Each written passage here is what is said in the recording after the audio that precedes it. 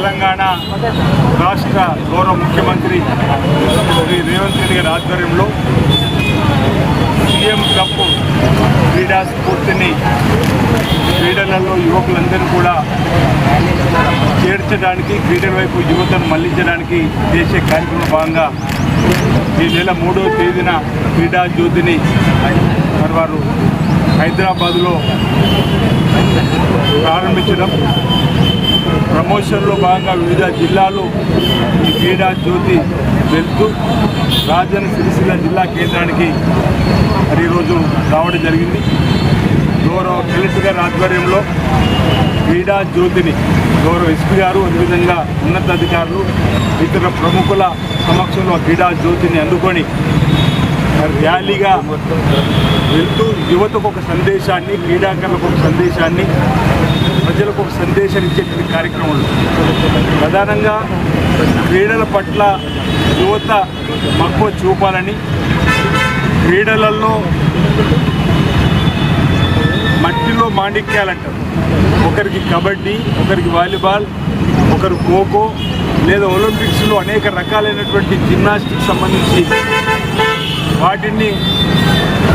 వాటిలో పరిణితి చెంది రాబో రోజుల్లో మన తెలంగాణ నుంచి కూడా క్రీడా నైపుణ్యత స్కిల్ పెంచి వారికి చక్కటి ఏర్పాట్లను కూడా ఏర్పాటు చేయాలని చెప్పండి.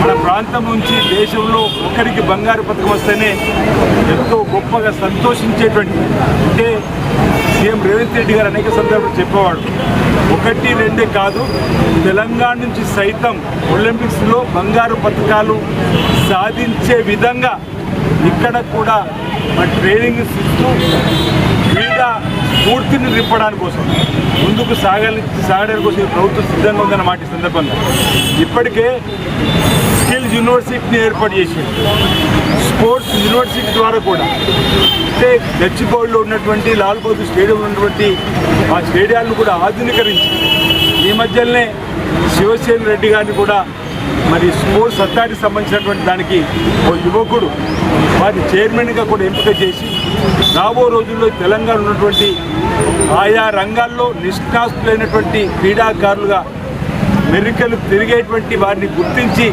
వారికి రాష్ట్ర ప్రభుత్వం ప్రోత్సాహం ఇచ్చి రాబో రోజుల్లో రాష్ట్ర స్థాయిలో, దేశ స్థాయిలో, అంతర్జాతీయ స్థాయిలో రాబో ఒలింపిక్స్లో కూడా చక్కటి క్రీడా స్ఫూర్తిని మరి చూపించే విధంగా వారికి స్కిల్స్ ఇచ్చేటువంటి కార్యక్రమాన్ని రాష్ట్ర ప్రభుత్వం చేపడుతున్నటువంటి ఈ అంశాన్ని సందర్భంగా మీకు తెలియజేస్తూ రాబో రోజుల్లో క్రీడల్లో కూడా ఉన్నతమైన స్థానానికి వెళ్ళే వారికి కూడా ఈరోజు ఇప్పటికే ఉద్యోగాలలో కూడా కోటా ఉన్నటువంటి సందర్భంలో వారికి కూడా ఉద్యోగ క్రమంలో కూడా ప్రాధాన్యత ఇవ్వడానికి కోసం కూడా అవకాశం ఉంది. కాబట్టి ఈ క్రీడా రంగానికి ప్రాముఖ్యత ఇవ్వాలని ఈరోజు సీఎం కప్ యొక్క లక్ష్యంగా ముందుకు పోతా ఉంది. అందులో భాగంగానే రాజన్న సిరిసిల్ల జిల్లా కేంద్రానికి ఈరోజు క్రీడా జ్యోతి రావడం, దానికి గౌరవ కలెక్టర్ గారు, ఎస్పీ గారు, ఉన్నతాధికారులు, పట్టణ ప్రముఖులు, జిల్లా ప్రముఖులు అందరూ కూడా పాత్రికేయులందరి సమక్షంలో కూడా క్రీడా జ్యోతిని అందుకొని మరి సాగనం ఇంకో జిల్లాకు పంపేటువంటి కార్యక్రమం కూడా ఇక్కడ చేయడం జరిగిందన్నమాట సందర్భంగా తెలియజేస్తూ అందరికీ నా హృదయపూర్వక నమస్కారం తెలియజేస్తూ రాబో రోజుల్లో యువత అంతా కూడా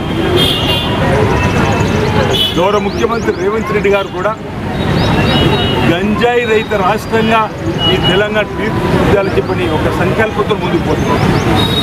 కాబట్టి యువతంతా కూడా సన్మార్గంలో నడవాలి, శాంతియుత వాతావరణం ముందుకు వెళ్ళాలి. రాష్ట్ర పోలీస్ శాఖ కూడా సీఎం గారి పిలుపునందుకొని ఎక్కడికెక్కడ గంజాయిని తరిమి కొట్టే విధంగా ఈ రాష్ట్రం నుంచి, ఈ ప్రాంతం నుంచి ఇక్కడ కూడా గౌరవ ఎస్పీ గారి ఆధ్వర్యంలో కలెక్టర్ గారు సమిష్టిగా కఠినమైన నిర్ణయాలు తీసుకోవడం వల్ల గంజాయి ఈ ప్రాంతం నుంచి కూడా ప్రాణతోలేటువంటి కార్యక్రమాన్ని ఎప్పటికప్పుడు సమాచారం లాగానే చేయడం జరుగుతూ ఉంది. ఎవరైనా గంజాయికి అడిక్ట్ అయితే వాళ్ళు కూడా ఆ పిల్లల్ని తీసుకొని వచ్చి వారికి కౌన్సిలింగ్ చేపడుతుంది.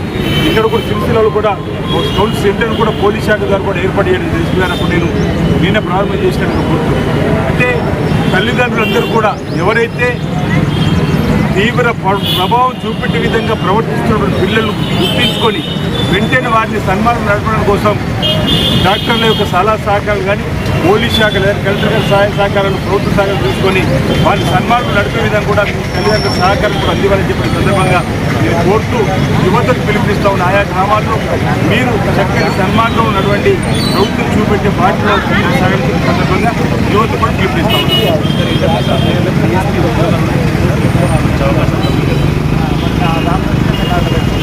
క్రీడా రంగంలో ముందుకు పోయేటువంటి వారిని గుర్తించి ఈరోజు డిఎస్పీ ఉద్యోగాలు కానీ అడిషనల్ కలెక్టర్ ఉద్యోగాలు కూడా మనం ఇచ్చేటువంటి కార్యక్రమం మన ప్రభుత్వంలో ముందుకు పోతున్నటువంటిది కూడా గమనించి మరి మీ ఖాళీ సమయాన్ని శరీర సౌష్ఠను పెంచుకోవడానికి ఉపయోగపడే విధంగా క్రీడల వైపు వస్తే మానసిక ప్రశాంతతను లేదా ఇంకా అంటే మనము వ్యక్తిగతంగా దేహ దారుణ్యం పెంపొందించుకునే విధంగా క్రీడల పట్ల మనం మక్కువ పెంచుకొని క్రీడ వైపు వచ్చినట్టయితే ఎలాంటి భవిష్యత్తులో కఠినమైనటువంటి బాధ వచ్చినా కఠినమైనటువంటి ఇబ్బందులు వచ్చినా తట్టుకునే శక్తి సామర్థ్యాలు కూడా ఒక క్రీడాకారుడికి ఉండేటువంటి అవకాశం ఉంటుంది. కాబట్టి ప్రతి ఒక్కరూ క్రీడా రంగం వైపు మళ్ళాలని చెప్పి సందర్భంగా నేను కోరుతా ఉన్నాను.